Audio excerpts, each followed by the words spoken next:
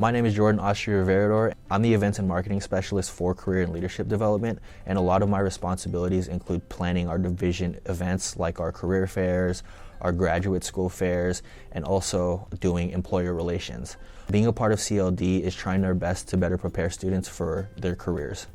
So I enjoy trying to figure out how to make students less stressed for their careers. I remember when I was in school, I was always scared to go to career events or career counseling, mainly because it was always nerve-wracking to think about my career. Looking in hindsight, I think it's not that bad, and I wish I would have done more as a student. Being on the other side of that now, I'm really hoping to try and ease some of that pain and worry in students' minds. What was my first and worst job? My first job was working at this mom and pop bakery supply store. Back in high school, my mom was a big home baker, so we would always go to this one store and we really got close with the owner.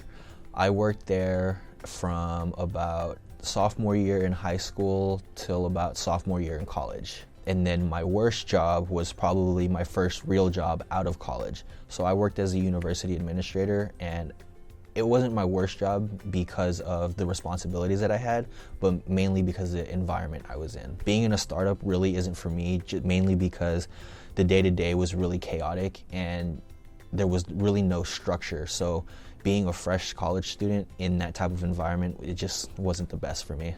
So growing up, I watched a lot of cartoons, a lot of Dexter's Laboratory and SpongeBob.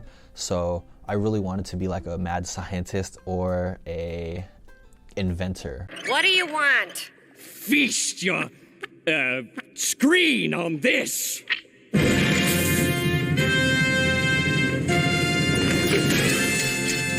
But I didn't really know what that entailed. I mainly just saw what Dexter was doing, saw what Plankton was doing, and I just thought that was cool in my mind. So my biggest piece of career advice is to not get caught up in what your friends or peers are doing. You're not always gonna be on the same path as them, and that's more than okay.